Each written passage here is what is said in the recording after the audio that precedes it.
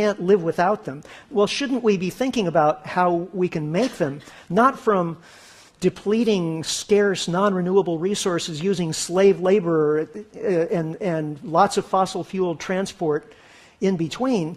Shouldn't we be thinking about how we can make them from recycled and renewable materials using well-paid local labor? Can we do it? I don't know, but we should try. You know, if you're starving, a little more food can be a very good thing. But we in the industrialized world have gotten to the point where it's like, you know, you're full, but you're having another hamburger. It's not good for you. And it doesn't feel good.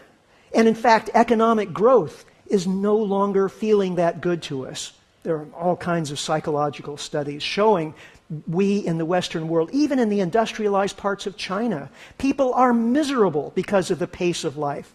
So can we back off on the accelerator and actually be happier, healthier, and better off? There's a lot that we have traded away for the sake of rapid economic growth.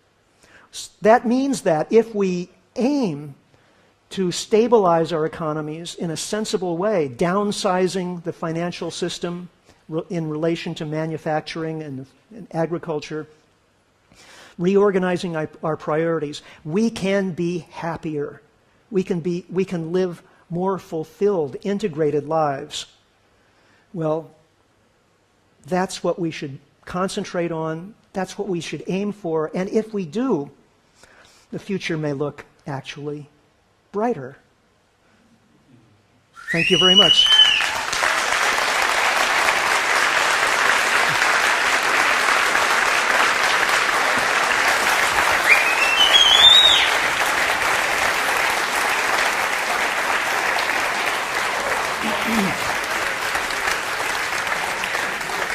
I'll just put my mobile phone down here in my iPad.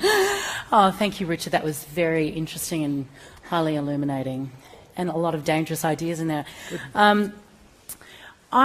We have time now for Q&A. So if you do have a question, please make your way to the microphones, which are being set up, one just over there and then one at the top. And but I'm going to kick off.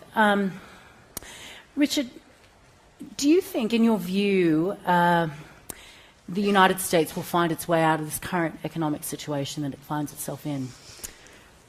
I'd like to answer with a resounding yes, but I can't.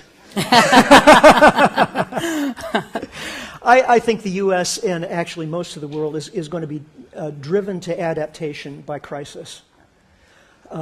And the current political discussion in the U.S. about the economy and about energy, about our future, is pretty abysmally wrong-headed.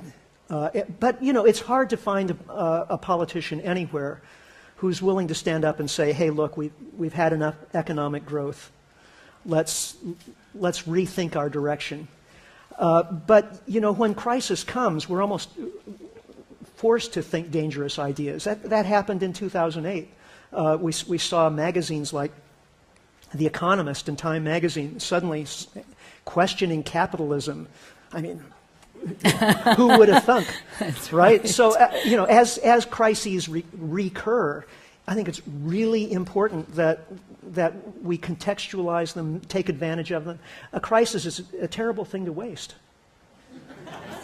Well, it's and also what you said before, that